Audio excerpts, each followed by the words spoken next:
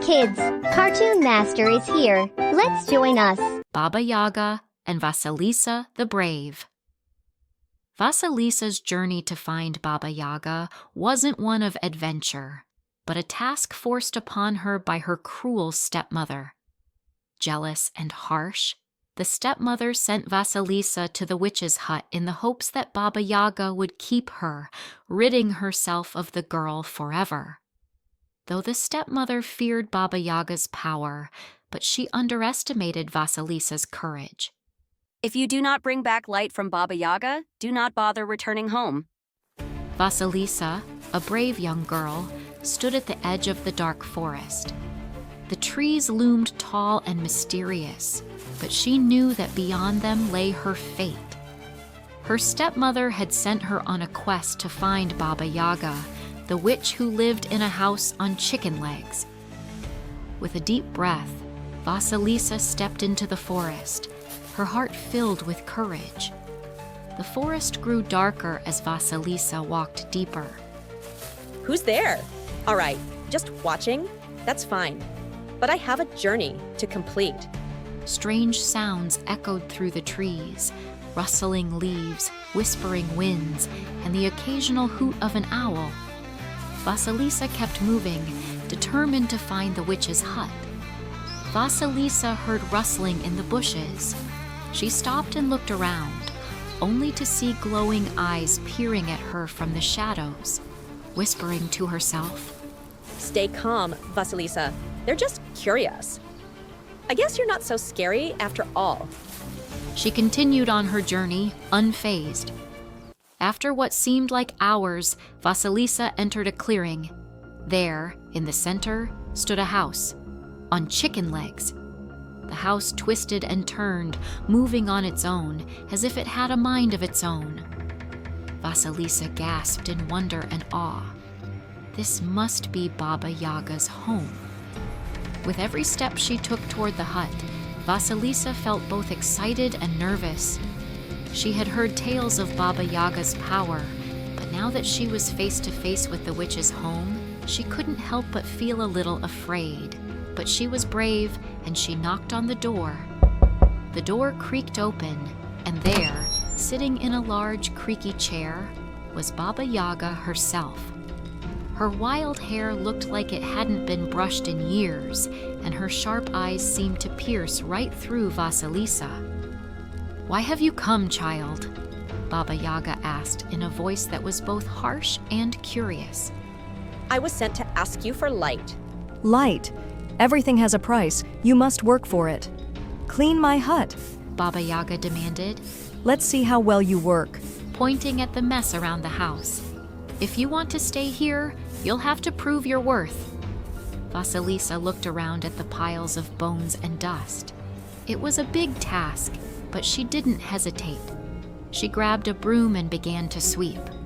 Just as Vasilisa began to clean, she remembered the stories of magic brooms. "Let's see if I can make this work," she thought. To her surprise, the broom started sweeping on its own, moving faster than she ever could. Vasilisa smiled proudly. Baba Yaga watched from her chair, her eyes wide in shock. "You're not like other children," she muttered, impressed by Vasilisa's cleverness. "But there is more to be done."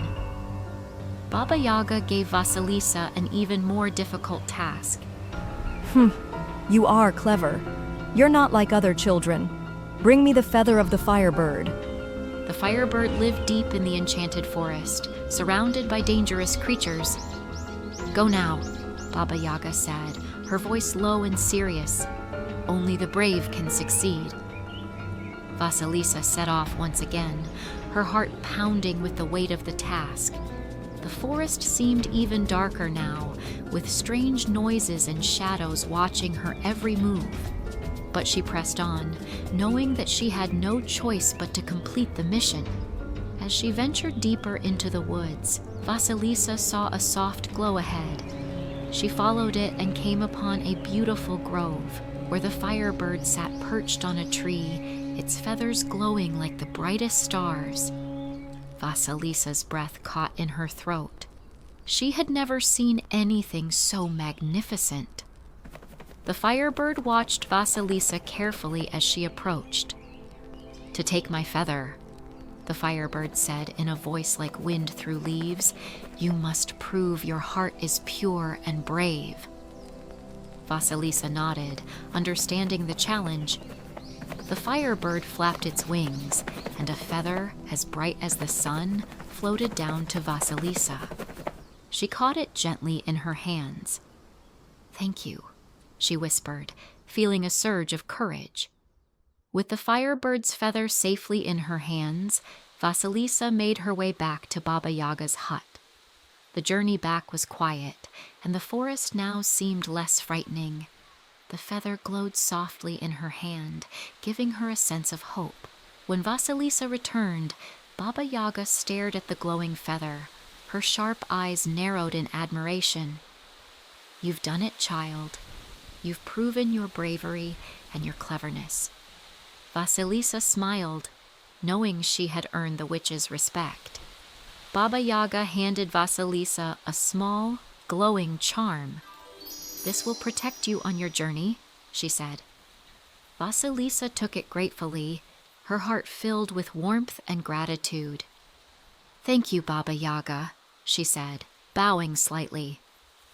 Vasilisa set off on the long journey back to her family, the forest now peaceful and quiet around her.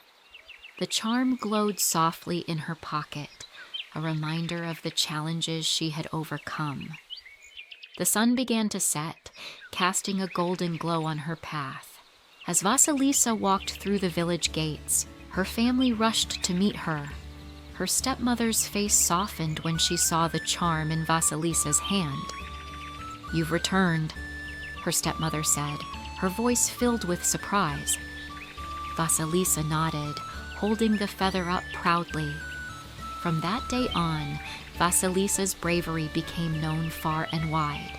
She no longer feared the forest or its dangers, for she had faced the greatest test of all and come out victorious.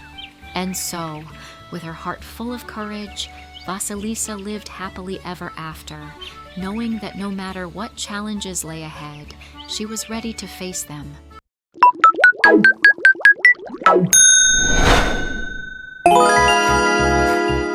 Please like this video and subscribe to show your support. You are the best.